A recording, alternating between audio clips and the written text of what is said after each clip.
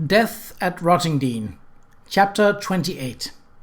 Few can see forth than when the child meets the cold iron. Rudyard Kipling, Puck of Pook's Hill. It was, Kate thought as they rode along, a perfect day for a picnic, and she was very glad that she and Aunt Georgie had thought of the idea. Josie had been delighted too when she had brought her little basket, already packed, to North End House. "We're going on a picnic, a picnic, a picnic," she chanted happily, her blue eyes sparkling. She pushed her fists into the pockets of her white pinafore and looked up at Kate. "Who else is going with us, Lady Sheridan? Daddy has gone to Brighton and Mummy has a frightful cold, but can't we take Nanny, Elsie and John? They'll be lonely if they're left." "John is still a little too young for picnics," Kate said, putting the basket into the wagon. "Nanny is staying behind to mind him and Elsie to amuse him, so there will be only the four of us. Anyway, we'll be back in tea time." Aunt Georgie bustled down the path, giving instructions. "Kate, please put that basket under the seat, Patrick. I hope you haven't forgotten the rocks." She looked around a bit abstracted. "Where did I put my shawl? Patrick, did you remember the lemonade?" To Kate she said, "I simply cannot believe the price of lemons these days, Kate. They are so dear." Then, "Patrick, where's my knitting? If the rest of you go running off to explore, then I shall want something to amuse me." But at last they were off, behind a pony who seemed to know that this was a holiday jaunt and not a bit of workaday travel.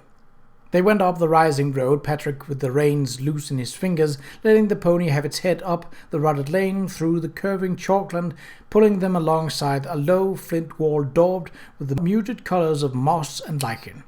In the distance flocks of sheep shone white like constellation of stars on the flanks of the hill.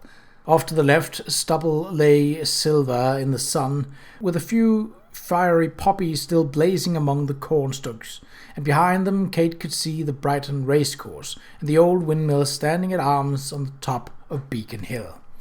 They were on the open downs, driving across the short springy grass that was trimmed and kept so beautifully by the sheep.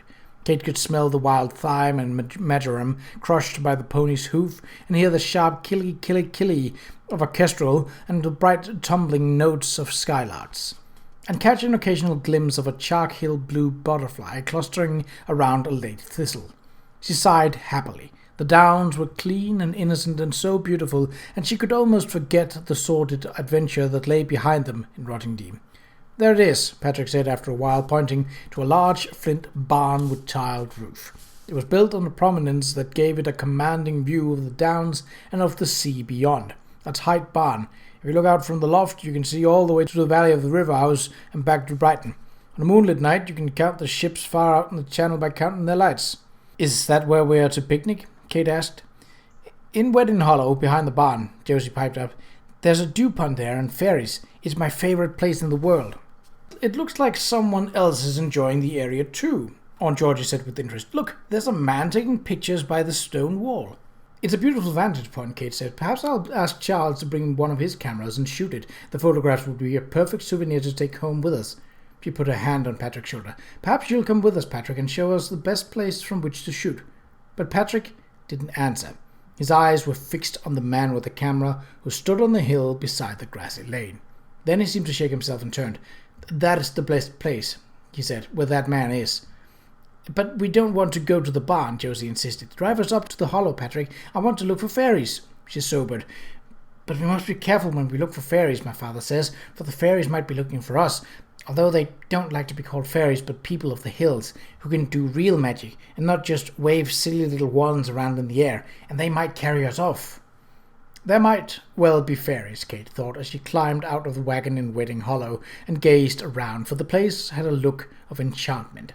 There was a small clear pond surrounded by a thicket of gorse and blackberry and wild roses. Patrick, who seemed subdued, took Josie off to explore.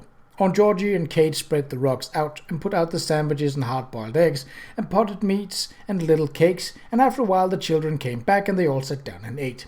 Afterward, Patrick packed the food in the baskets, and Aunt Georgie settled down with Josie in the curve of her arm to read one of the stories from the Jungle Books. Kate lay down on the dry grass and the meadow sweet beside them, the sun warm on her face, listening drowsily until she fell asleep. It was nearly an hour later when she awakened. The sun had disappeared behind a bank of grey clouds, and the wind was stirring in the tops of the beech trees. Aunt Georgie and Josie sat up too, rubbing their eyes. "My goodness," Aunt Georgie exclaimed, "I believe I've been asleep. I'm cold, Josie said, rubbing her arms. Where's the sun? It's gone under a cloud, Aunt Georgie said. The glass was falling this morning, so perhaps we will have a bit of rain. She got to her feet and shook the dry grass out of her skirts. Kate, why don't you find Patrick and we'll start home? Of course, Kate said, and went off to look in the beech grove, and then in the blackberry thicket, and finally at the empty barn on the hill, shouting the boy's name all the while. But there was no answer to Kate's calls, nor Aunt Georgie's peremptory summons, nor to Josie's piping wails. After an hour of searching and shouting, they had to acknowledge the truth. Patrick had disappeared, and Josie could not be persuaded that the people of the hills had not carried him off.